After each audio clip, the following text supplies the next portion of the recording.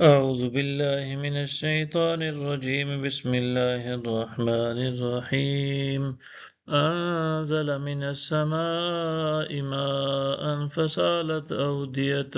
بقدرها فاحتمل السيل زبدا رابيا ومما يوقدون عليه في النار ابتغاء حلية أو متاع زبد مثله كذلك يضرب الله الحق والباطل فأما الزبد فيذهب جفاء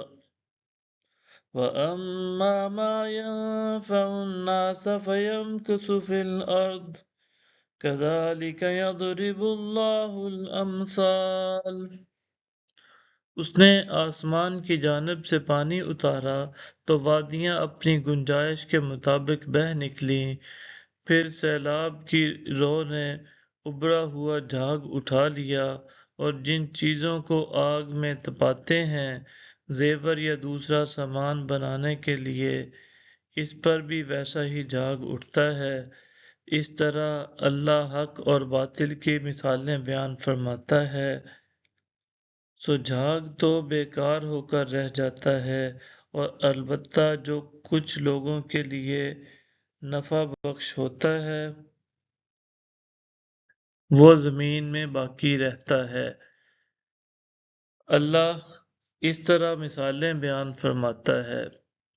لِلَّذِينَ اسْتَجَابُوا لِرَبِّهِمُ الْحُسْنَى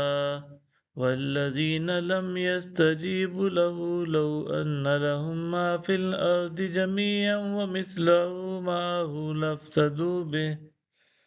أولئك لهم سوء الحساب ومأواهم جہنم وبئس المہاد۔ اور ایسے لوگوں کے لیے جنہوں نے اپنے رب کا حکم قبول کیا بھلائی ہے، اور جنہوں نے اس کا حکم قبول نہیں کیا اگر وہ ان کے پاس سب کچھ ہو جو زمین میں ہے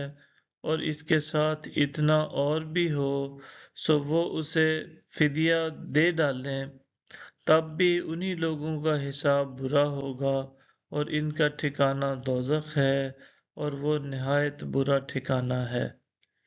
صدق اللہ العظیم۔